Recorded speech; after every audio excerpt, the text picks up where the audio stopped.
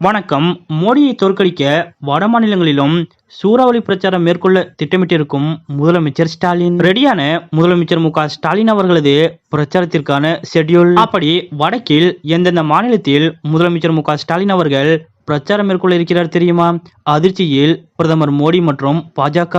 இதை பத்தின முழு விவரத்தோட இப்ப நம்ம பார்க்கலாம். லோக்சபா தேர்தல் நாடு முழுவதும் 7 கட்டங்களாக நடைபெறும் நிலையில் தமிழ்நாட்டில் ஒரே கட்டமாக கடந்த 19ஆம் தேதி வாக்குப்பதிவு நடைபெற்று முடிந்தது. அதாவது தமிழ்நாடு உட்பட இந்தியாவின் பல மாநிலங்களிலும் 102 தொகுதிகளில் கடந்த ஏப்ரல் 19ஆம் தேதி முதல்கட்ட வாக்குப்பதிவு நடைபெற்றது. முதல்கட்ட தேர்தல் முடிவடைந்துள்ள நிலையில் நாளை 2ஆம் கட்ட லோக்சபா தேர்தல் 89 தொகுதிகளுக்கு நடைபெறுகிறது. அடுத்ததாக 3ஆம் கட்ட தேர்தலுக்கான பிரச்சாரம் தீவிரமடையும்.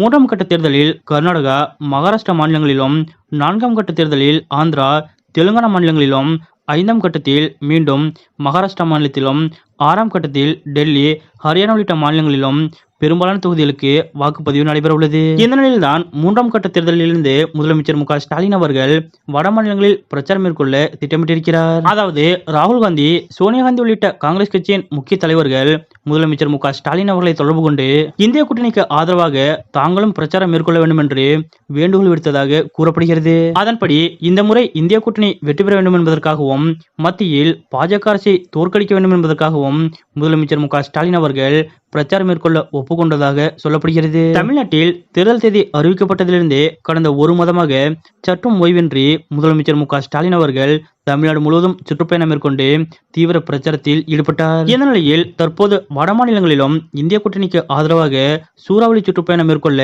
முதலமைச்சர் மு க ஸ்டாலின் அவர்கள் புறப்பட்டிருக்கிறார். அதாவது டெல்லி உள்ளிட்ட மாநிலங்களில் முதலமைச்சர் மு க ஸ்டாலின் அவர்கள் பிரச்சாரம் செய்ய உள்ளதாக தகவல் விலகியுள்ளது.